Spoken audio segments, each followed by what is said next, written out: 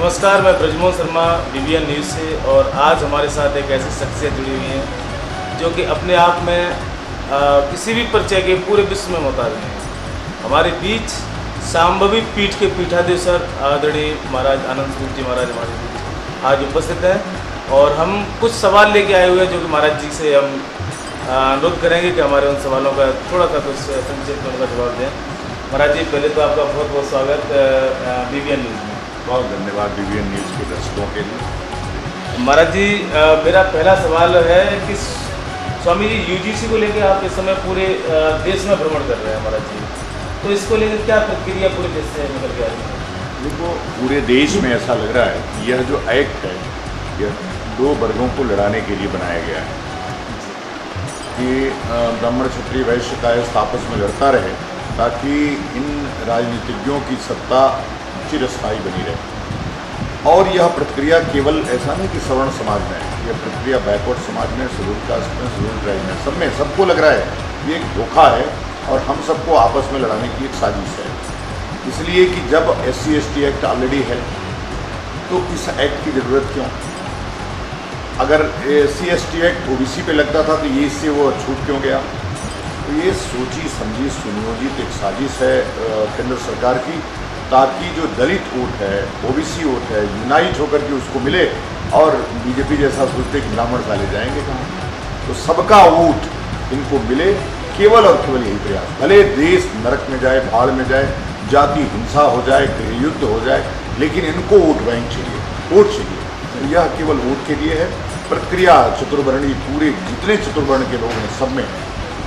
महाराज जी, मेरा दूसरा प्रश्न है कि अभी कुछ समय पहले जो प्रयागराज कुंभ से एक खबर निकली थी कि स्वामी शंकराचार्य जी जो हैं वो लगातार उनके जो बयान हैं वो उत्तर प्रदेश के मुख्यमंत्री योगी जी और प्रधानमंत्री मोदी जी के खिलाफ उनके बयान आते रहते हैं। कहीं ना कहीं उनका एक सॉफ्ट कॉर्नर विपक्ष के लिए रहता है। इसके लिए महाराज जी आपका क्या कहना है? देखो, पत्रकार हो, सामाजिक कार्यकर्ता हो या संत सन्यासी हो, सब सरकार से ही तो प्रश्न पूछेंगे। आखिर जो इस समय वर्तमान पे था, वर्तमान में है, नरेंद्र मोदी और योगी आदित्यनाथ, प्रश्न उन्हीं से पूछा जाएगा। तो यह सरकार से प्रश्न है, सरकार से, सरकार की आलोचना है, न कि मोदी या योगी की आलोचना है। यह अपनी दृष्टि बदलनी चाहिए सबको। हम भी कोई प्रश्न पूछेंगे, जैसे UGC मोदी सरकार ले, मोदी का विरोध तो होगा ही। अगर मनमोहन लाते या सोनिया लाती तो उनका विरोध होता।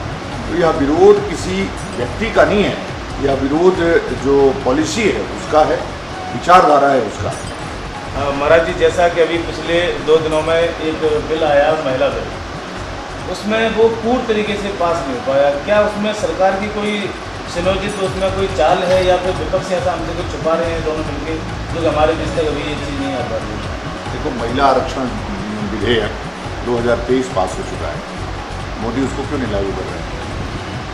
यदि आपको महिलाओं को अधिकार देना ही है, 33% देना है, तो जितना, अगर 1 रुपये है तो 33% पैसा उनका हुआ, उसको दीजिए ना। आप डिलिमिटेशंस ला करके जब उतनी सीटें बढ़ा लेंगे तो वही महिलाओं को देंगे, ये आपको सुरक्षित चाहिए। तो यह एक, और मोदी को पता था कि ये बिल गिरेगा, क्योंकि उनको इसको पूरा थोपना था विपक्ष पर, लेकिन समय रहते जनता समझ गई कि ये भी एक धोखा था UGC की तरह। यह इतना पैसा, रुपया, समय देश का खराब किया गया और उस समय लाया गया जब 4-5 राज्यों में चुनाव चल रहा है। चुनाव के बीच में बंगाल जीत जाए, चुनाव के बीच में तमिलनाडु जीत जाए, इसलिए यह महिला विधेयक बिल लाया गया और वह महिला विधेयक औहदे में उभर गया। सरकार उसका जवाब नहीं दे पा रही है, बैकफुट पे आ गई है, विपक्ष इसमें हावी हो गया है। चूँकि देखिए, जब भी आपकी नियति साफ नहीं है तो भगवान आपका साथ नहीं देते। इसमें भगवान BJP के खिलाफ चल रहा है, तो BJP को सावधान हो जाना चाहिए, समझना चाहिए। महाराज जी, मेरा एक प्रश्न है कि स्वामी जी, ब्राह्मणों की इस सरकार में क्या भूमिका है? देखो, ब्राह्मणों की दुर्गति तो सभी चूँकि क्या है, सबको पता है कि धर्म का जो बेस है वो ब्राह्मण, जब बेस हटा दोगे तो पूरी बिल्डिंग गिर जाएगी। तो वह पूरी तरह से केवल नींव पे चोट है, सनातन धर्म की नींव पे चोट, मतलब ब्राह्मण पे चोट। और ब्राह्मणों को टारगेट सभी कर रहे हैं, वोट सबको चाहिए उनका, लेकिन टारगेट सभी करते हैं। जब हमारे ऊपर प्रहार होता है, वो अम्बेडकरवादियों द्वारा हो, वामपंथियों द्वारा, जिसके द्वारा भी हो, जब प्रहार होता है तो कोई व्यक्ति हमारे साथ खड़ा नहीं होता है। अभी परशुराम जयंती मनाई गई, उसके पहले अम्बेडकर जयंती मनाई गई। आपने देखा अम्बेडकर जयंती राजकीय धूमधाम से मनाई गई, लेकिन अम्बेडकर जयंती पे कोई कार्यक्रम सरकारी नहीं हुआ। उल्टा उत्तर प्रदेश सरकार ने जो 19 अप्रैल की छुट्टी थी उसको समाप्त कर दिया। हाँ महाराज जी, मेरा प्रश्न आपसे इसी के साथ था कि जो आपने जो आंसर दिया है महाराज जी, पिछली सरकारों में जो हमारे भगवान परशुराम की जो जयंती की छुट्टियाँ हुआ करती थी वो होती थी, लेकिन परंतु इस सरकार में वो छुट्टी निष्कासित कर दी, खत्म कर दी। क्या ये सारी चीज़ें एक सोची समझी साजिश है ब्राह्मण को नीचे दिखाने के लिए?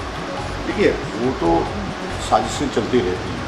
साजिश सनातन धर्म को नीचा दिखाने की है।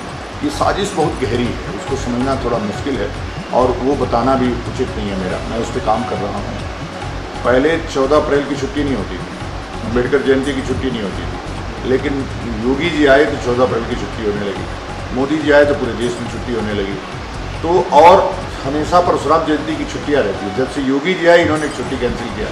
तो ये बात देखो क्या है, ब्राह्मणों को सीधे गाली नहीं देना है। ब्राह्मणों की शिखा काट लो, परशुराम को गाली दे दो, या जिसको भी जो उनके प्रतीक चिन्ह है उनको अपमान कर दो, वही ब्राह्मण का अपमान है। तो यह जो परशुराम जयंती की छुट्टी कैंसिल करके योगी जी ने इनडायरेक्टली ब्राह्मणों का अपमान ही तो किया, और अखिलेश ने उसको घोषित कर दिया। कल ब्राह्मण उनके समर्थन में पोस्ट डाल रहे थे। जिस प्रकार से अखिलेश ने कहा कि फिर से परशुराम जयंती की छुट्टी वापस कर दी जाएगी, परशुराम जयंती उन्होंने अपने कार्यालय में मनाया, भाजपा ने नहीं मनाया। तो जो हमारे साथ खड़ा है, हमारे प्रतीकों के साथ खड़ा, हम उसके साथ खड़े हैं।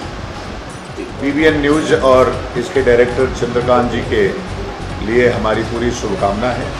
BBN न्यूज़ जितने भी मेन स्ट्रीम मीडिया है उससे आगे निकले, निष्पक्ष खबरें दिखाए, सरकार के हाथों में न खेले, इसके लिए हम उससे आग्रह कर रहे हैं। जो जिस प्रकार से मीडिया को चौथा स्तंभ कहा जाता है, वह गरिमा, वह महिमा अपनी स्थापित करने में सफल हो, यही हमारी BBN न्यूज़ को शुभकामना।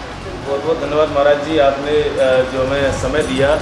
आज हमारे साथ थे संभवी पीठ के पीठाधीश्वर आदरणीय आनंद स्वरूप जी महाराज, और उनके साथ जो हमें इन सवालों के जवाब मिले, कहीं ना कहीं इन चीज़ों में हम एक सत्य के साथ साथ आगे बढ़े हैं। धन्यवाद। BBN न्यूज़ के साथ ब्रजमोहन शर्मा, आगरा। साथ साथ आगे बढ़े हैं। धन्यवाद। BBN न्यूज़ के साथ ब्रजमोहन शर्मा, आगरा।